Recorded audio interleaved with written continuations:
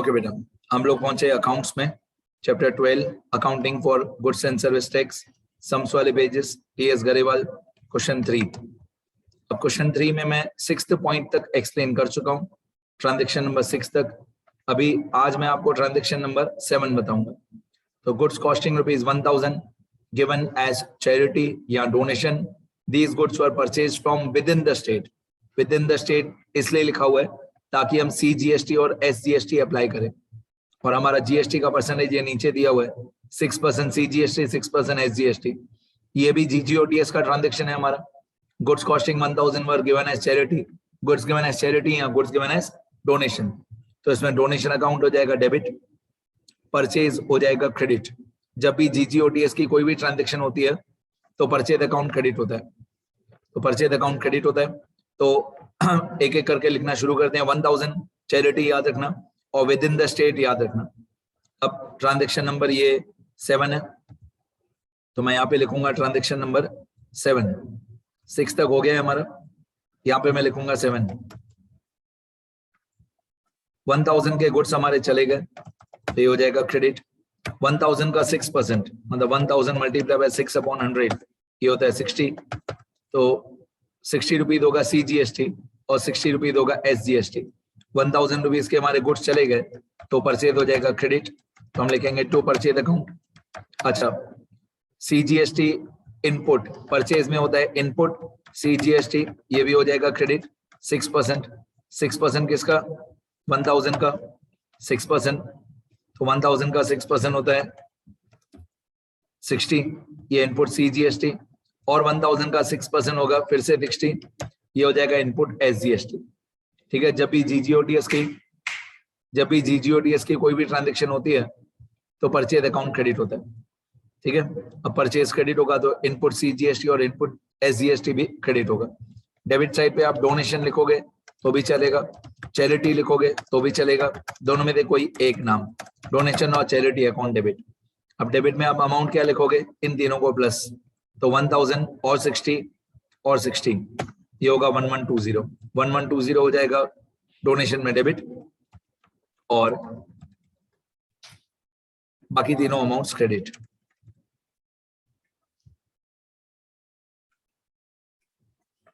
Then being goods given as charity या donation एक ही बात है। कंप्लीट हो गया ट्रांजैक्शन नंबर 7। नेक्स्ट पॉइंट, अब ट्रांजैक्शन नंबर 8। ट्रांजैक्शन नंबर 8 में लिखा हुआ है received ₹9750 from Ramesh in full settlement of his account of ₹10,000।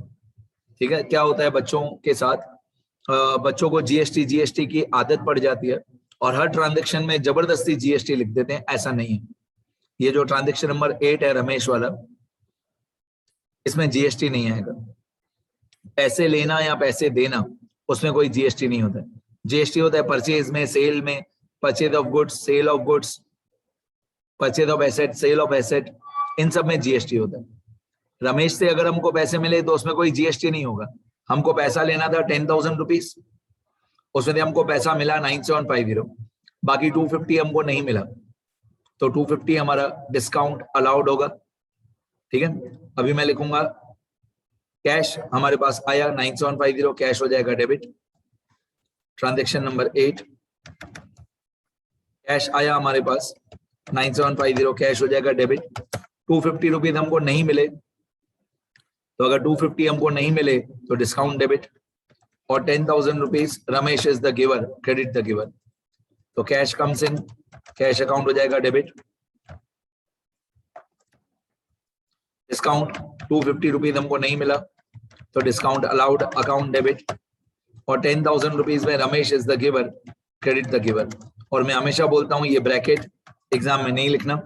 जैसे मैंने ब्रैकेट में गिवर लिखा है, वो गिवर एग्जाम में नहीं लिखना, सिर्फ आपके समझने के लिए। इसमें GST नहीं आएगा। Being cash received from Ramesh, being cash received from Ramesh, 10,000 rupees Ramesh is the giver, 9750 cash comes इन, और 250 डिस्काउंट हमारा एक्सपेंस है। कोई भी एक्सपेंस बढ़ता है तो वो डेबिट होता है। फिर ट्रांजेक्शन नंबर 8 भी हो गया। Next transaction number 9, paid rent in advance 4000। इसमें मेरे हिसाब से जीएसटी नहीं आएगा, ये इन एडवांस है। रेंट इन एडवांस 4000, मेरे हिसाब से जीएसटी नहीं आएगा, तो मैं 9th पॉइंट लिखता हूं। सुनना ध्यान से, इन एडवांस की एंट्री कैसे होती है। 4000 rupees paid rent in advance, तो सबसे पहले तो हमारा कैश गोज आउट, तो कैश हो जाएगा क्रेडिट, कैश अकाउंट हो जाएगा क्रेडिट, कैश गोज आउट 4000। सबसे पहले तो लिखने का कैश गोज आउट। अब अगर हमने रेंट पे किया हो, अगर क्वेश्चन में ऐसा लिखा हो पेड रेंट, अगर क्वेश्चन में ऐसा लिखा हुआ है पेड रेंट, तो रेंट अकाउंट डेबिट होगा। और अगर क्वेश्चन में ऐसा लिखा हुआ है पेड एडवांस रेंट, अगर क्वेश्चन में ऐसा लिखा हुआ है पेड एडवांस रेंट, तो एडवांस रेंट अकाउंट डेबिट होना चाहिए। तो यहाँ पे आपको कंपलसरी एडवांस रेंट लिखना पड़ेगा। अब एडवांस रेंट भी लिख सकते हो, प्रीपेड रेंट भी लिख सकते हो। तो मेरे कहने का मतलब है, अगर आपने सिर्फ रेंट लिखा, सिर्फ रेंट कब लिखते हैं, जब क्वेश्चन में लिखा हो पेड रेंट, तो रेंट अकाउंट डेबिट। अब अगर क्वेश्चन में लिखा हुआ है पेड एडवांस रेंट, तो आपको कंपलसरी एडवांस रेंट ही लिखना है। अगर आप सिर्फ रेंट लिखोगे तो गलत है। क्वेश्चन में क्या लिखा हुआ है पेड एडवांस रेंट, अब एडवांस रेंट लिखा हुआ है तो आपको कंपलसरी एडवांस रेंट ही लिखना है, ठीक है, याद रहेगा। सिर्फ रेंट लिखोगे तो गलत है, एडवांस रेंट में एडवांस रेंट ही लिखना पड़ेगा। सिर्फ रेंट कब लिखते हैं, जब क्वेश्चन में लिखा हो पेड रेंट, ठीक है। अच्छा, एडवांस रेंट को आप प्रीपेड रेंट लिखोगे तो भी चलेगा, प्रीपेड रेंट भी चलेगा, रेंट पेड इन एडवांस वो भी चलेगा, एडवांस रेंट भी चलेगा। एडवांस या प्रीपेड शब्द आना जरूरी है। तो advance rent account debit to cash account, being advance rent paid, done. अभी मैं लास्ट में ग्रैंड टोटल करूंगा और हमारा आंसर सारा कंप्लीट हो गया। यहां पर मैं लिखूंगा grand total equal to some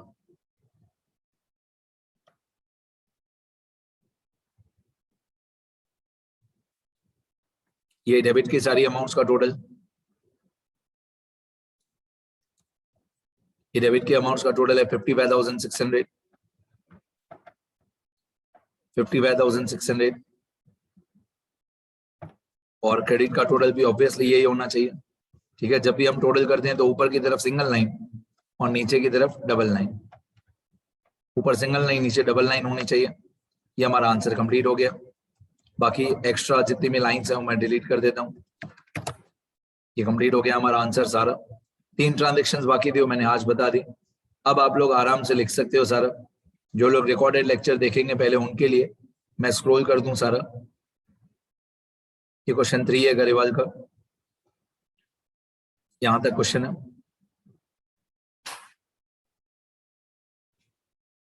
यहां से लेकर मेन आंसर इसकी मार्क्स है। ये जो जर्नल एंट्री है इसकी मार्क्स है।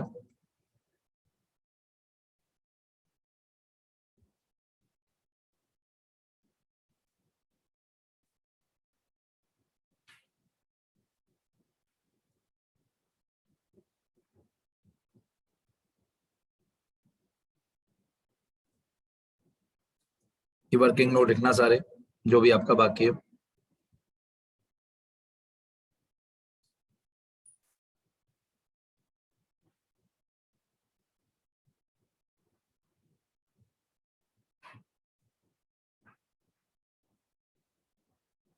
ठीक है, चलो देखो बेटा सब लोग अच्छी तरह सारे स्टूडेंट्स लिखना जरूरी है, लिखते रहो।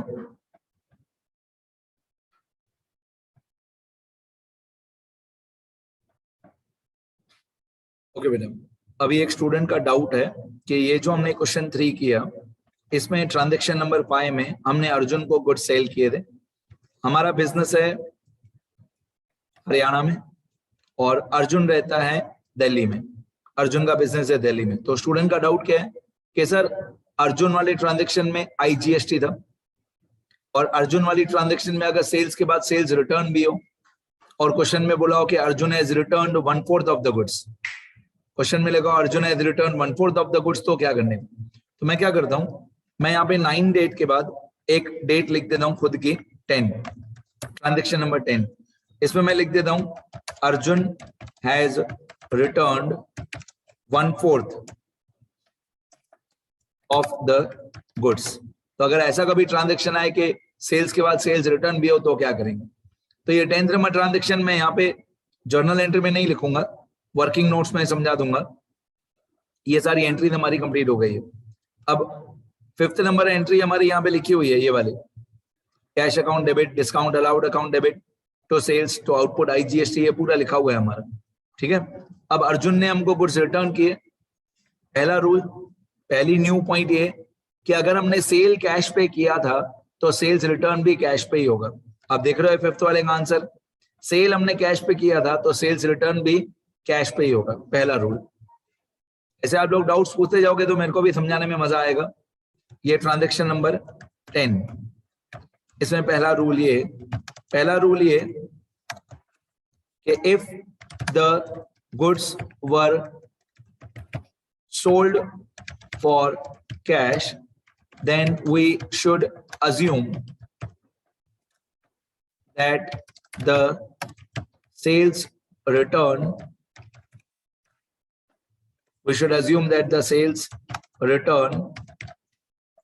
will also be on cash। मतलब अगर सेल कैश पे किया था तो सेल्स रिटर्न भी कैश पे ही होगा, ठीक है। और अगर सेल क्रेडिट पे किया था, उधार पे किया था, तो सेल्स रिटर्न भी क्रेडिट पे ही होगा, क्रेडिट ट्रांजैक्शन ही होगा। ओके, अब मैंने यहाँ पे एक नया शब्द लिख दिया, ये शब्द मैंने पहले नहीं लिखा था, ये वाला टोटल प्राइस, ये मैंने एक नया नाम लिख दिया टोटल प्राइस, ठीक है। अब टोटल प्राइस मतलब क्या, सबसे पहले होता है लिस्ट प्राइस, लिस्ट प्राइस में ट्रेड डिस्काउंट माइनस करते हैं तो बाकी आता है नेट प्राइस। नेट प्राइस में या तो IGST प्लस कर दें एक, या तो C और S दोनों प्लस कर दें, या तो सिर्फ I आता है या तो C और S दोनों आते हैं, तो हमने IGST प्लस किया था। अब ये जो 20160 आया, इसका मैंने नया नाम रख दिया टोटल प्राइस। आज के बाद हम इसको टोटल प्राइस बोलेंगे, टोटल प्राइस मतलब इंक्लूडिंग GST। अब क्वेश्चन में लिखा हुआ है कि अर्जुन ने 1/4 गुड्स रिटर्न कर दिए, तो मैं आपको बताऊंगा कि 1/4 किसका, कौन सी अमाउंट का 1/4। तो हम क्या करेंगे, ये जो 18,000 है, 3 अमाउंट्स का 1/4 करेंगे हम, और सेल्स रिटर्न की अमाउंट आ जाएगी, सेल्स रिटर्न की एंट्री हमारी बन जाएगी। मैं एक एक करके बताता हूँ कि किसका किसका 1/4 करेंगे। सबसे पहले जो 18,000 था हमारा नेट प्राइस, इसका 1/4 करेंगे, तो 18,000 मल्टीप्लाई 1/4।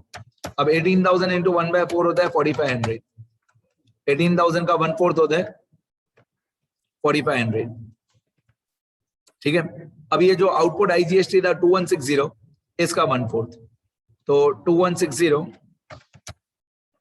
इंटू 1/4, तो 2160 का 1/4 कितना होता है 5040, 2160 इंटू 1/4 540, सॉरी 2160 का 1/4 540। फिर हम क्या करेंगे, जो टोटल प्राइस था उसका भी 1/4 करेंगे, सुनते रहो। पहले 18,000 का 1/4, फिर 2160 का 1/4, फिर जो टोटल प्राइस था 20160, इसका भी 1/4 करेंगे। तो टोटल प्राइस था 20160, इसको मल्टीप्लाई बाय 1/4 करेंगे, तो 20160 मल्टीप्लाई 1/4, ये आएगा 5040। ऑब्वियसली ये 5040 जो होगा वो बट ऑब्वियस है, वो इन दोनों का टोटल होगा, 4500 और 540, 4500 और 540 इन दोनों का टोटल होगा 5040।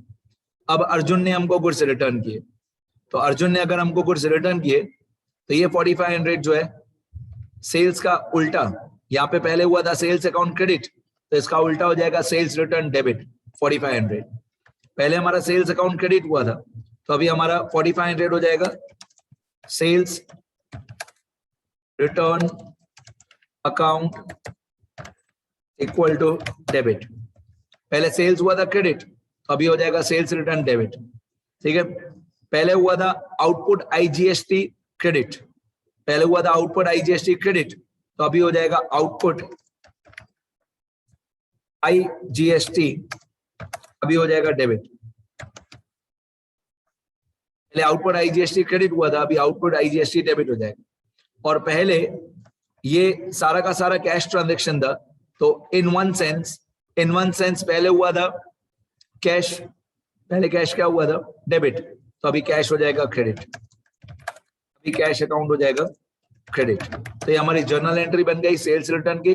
अगर इसी क्वेश्चन में 1/4 गुड्स रिटर्न हो तो sales return account debit, output IGST account debit to cash 5040।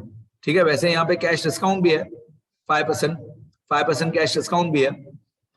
एक तरीके से होना चाहिए इसका भी उल्टा, बट पहले मैं यहां तक लिख लूं फिर आपको डिस्काउंट भी बता दूं। पहले इन दोनों को उल्टा कर देते हैं, सेल्स रिटर्न को और आउटपुट आईजीएसटी को। पहले सेल्स हुआ था क्रेडिट, तो अभी सेल्स रिटर्न हो जाएगा डेबिट। धीरे धीरे करके सॉल्व करते हैं। ये हमारे 10th वाले की जर्नल एंट्री।